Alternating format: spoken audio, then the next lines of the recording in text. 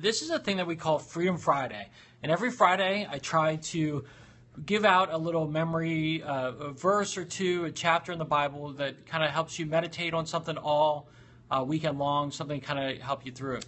And since today is Freedom Friday, and today is actually Force Friday, we're going to talk about the Force a little bit, and the fact that today it's Force Friday, and it's about Star Wars, all things Star Wars. And I still remember Star Wars when I went to go see Empire Strikes Back, and I was sitting as a little kid in line, or I was standing in line waiting to go see Empire Strikes Back.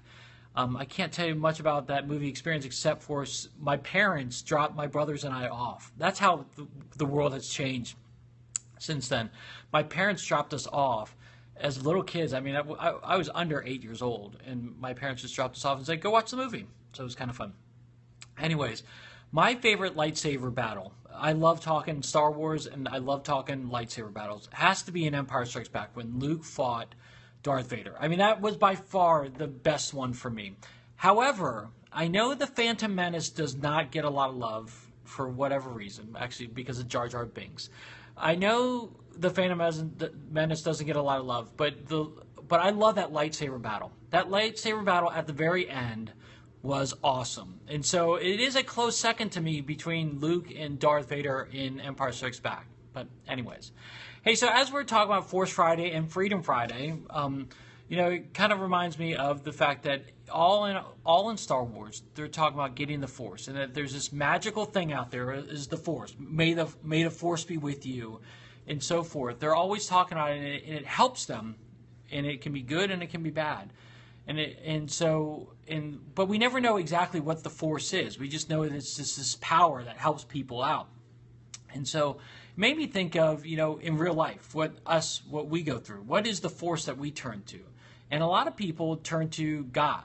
And they say, well, God is out there. God can help me. Even if they're not Christians, they can say, God will help me. God will provide for me. God will do this and that for me. But still there's this aura of well, how do we really know God? What do we know about him? And this is what it makes me point to, is that there was a guy who actually lived on this earth. His name is Jesus Christ, who lived on this earth. The history books are full of him.